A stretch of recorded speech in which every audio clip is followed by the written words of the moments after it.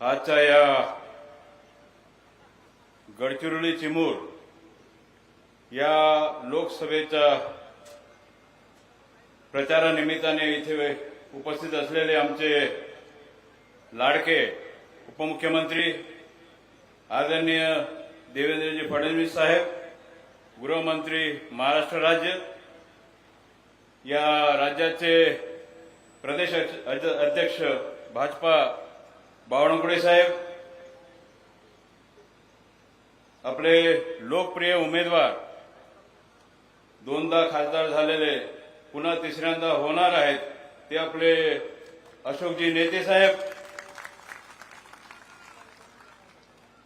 आमदार देवरावजी होळी, आमदार गजबे साहेब,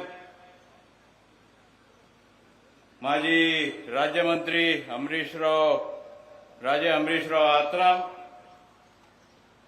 अरविंद सावकारजी पोरेडीवार, बीजेपीचे जिल्हाध्यक्ष, राष्ट्रवादीचे जिल्हाध्यक्ष, शिवसेनाचे जिल्हाध्यक्ष, सगळं वेगवेगळ्या शाखेचे अध्यक्ष प्रकाश सावकार पोरेडीवारजी, या मंचावर उपस्थित आदरणीय व्यक्तिगण, पत्रकार, सर्व कार्यकर्ता, तिन्ही पक्षाचे आलेले बंधू आणि भगिनींनो,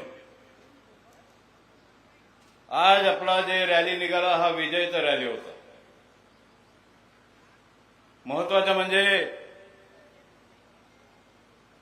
कोण उमेदवार बनतो, काय बनतो, मी त्या पहिल्या सभामध्ये बोललो होतो की ज्याला महायुतीचा उमेदवार जे ठरवेल ते उमेदवाराचा प्रचार आम्ही महायुतीचे सगळं सदस्य म्हणून आम्ही काम करणार, आणि ते सुद्धा इमानी इतबारे.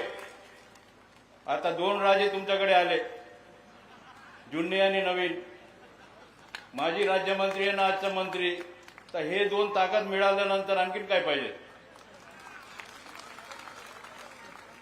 तर विजय तर निश्चितच आहे, परंतु किती वोटने आपल्याला निवडून आणायचं या जिल्ह्यामध्ये ते आपल्याला कॅल्क्युलेशन करणं गरजेचं आहे. एक एक वोट आपला पडला पाहिजे.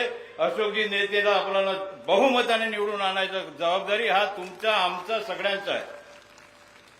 नेतेजींनी काय काम केलं ते काम केलेच, परंतु आमचं लक्ष आहे आमचे पंतप्रधान नरेंद्रजी मोदी झाले पाहिजे आणि 400 के पार. आणि यावेळी आपला लोकसभेचा 45 पार या राज्यामध्ये झाला पाहिजे. या दृष्टिकोनातून आपल्याला सगळ्यांनी मिळून चंद्रपूर जिल्ह्याचे आमचे एक विधानसभा, 2 विधानसभा क्षेत्र येतात, गोंदियाचा 1 विधानसभा क्षेत्र येतो आणि 3 विधानसभा क्षेत्र आपला गडचिरोलीचा येतो. आणि या तिन्ही जिल्ह्यातून आपल्याला प्रचंड बहुमताने आपल्याला निवडून आणायचं आहे, आणि ते म्हणजे कमल आपला निशाण आहे. आणि हा आपल्याला विसरता कामा नाही, कारण की ह्याच्यामुळेच आपण सगळं देश प्रगतीपथावर गेलेला आहे. मी काही अधिक बोलणार नाही, कारण की विकासाचा मुद्दा भरपूर आहे. देवेंद्रजी इथे आपलं पालकमंत्री झाल्यानंतर भरपूर काम या जिल्ह्यामध्ये झालेलं आहे, आणि त्या दृष्टिकोनातून त्यांच्या सहकार्याने आपण जिल्ह्याचा विकास करत आहोत. आणि अधिकचा भार म्हणून मला गोंदिया जिल्हा दिल्यानंतर आपण महायुतीचं काम त्या जिल्ह्यामध्ये सुद्धा फार मोठ्या प्रमाणामध्ये आपण विकासाचे कामं करत आहोत. आणि आपला मुद्दा एकच आहे की विकासाकरता आपल्याला मतदान करायचं आहे. विकासाला काम करणारा पार्टी हा भारतीय जनता पार्टी आहे, आणि हा महायुतीचा मध्ये राष्ट्रवादी काँग्रेस, शिवसेना आणि भाजपा असं तिन्ही मिळून महायुतीचा ताकद. आता सगळं आपला शेतकऱ्यांच्या मागे, आदिवासींच्या मागे, जे बेरोजगार आहेत त्यांच्या मागे, हा सर्वांच्या मागे, मागास असलेल्या लोकांच्या मागे हा राज्य सरकार खंबीरपणाने उभा आहे. आपल्याला माहित आहे की आपण जे शेतकऱ्यांना 20,000 रुपये प्रति हेक्टर आपण दिलेला आहे निधी, आणि त्या दृष्टिकोनातून 1 रुपयामध्ये मला सांगा कधीतरी झाला का 1 रुपयामध्ये आपण इन्शुरन्स करत आहोत. म्हणजे जे नुकसान होतो ते इन्शुरन्स आपण पॉलिसी 1 रुपयामध्ये देण्याचं काम राज्य सरकारने केलेलं आहे. वेगळं आपण खास करून आपल्याला सांगू इच्छितो की आपला राज्य सरकारने क्रांतिकारक निर्णय घेतला, म्हणजे ते रस्ते भगवान बिरसा मुंडा रस्ते विकास महामंडळ, ज्याच्या माध्यमातून आपण 5,000 कोटी दिलेला आहे त्या रस्ते विकास करण्याकरता. त्यावेळी आपण कॅबिनेटमध्ये मी होतो, त्यावेळी देवेंद्रजींनी बोलला की चांगले रस्ते झाले पाहिजे.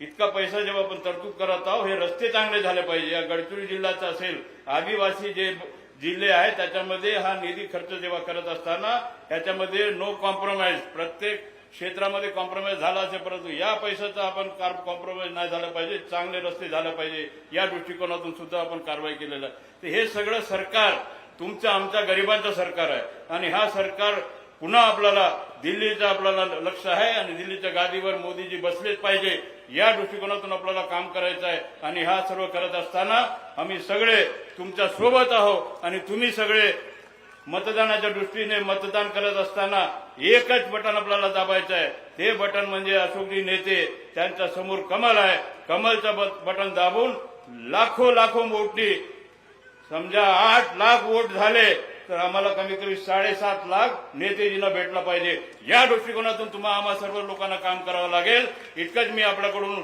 अभिवचन घेऊ इच्छितो हा मुद्दा एकच आहे मोदीजी पंतप्रधान झाले पाहिजे आणि मोदीजींच्या नेतृत्वाखाली या देशामध्ये विकास करायचा आहे या दृष्टिकोनातून आपण सगळे मिळून आपण कामाला लागूया असं प्रकारचं आपल्याला आवाहन करतो आणि आपला रजा घेतो जय सेवा जय भीम जय विदर्भ एबीपी माझा उघडा डोळे बघा नीट.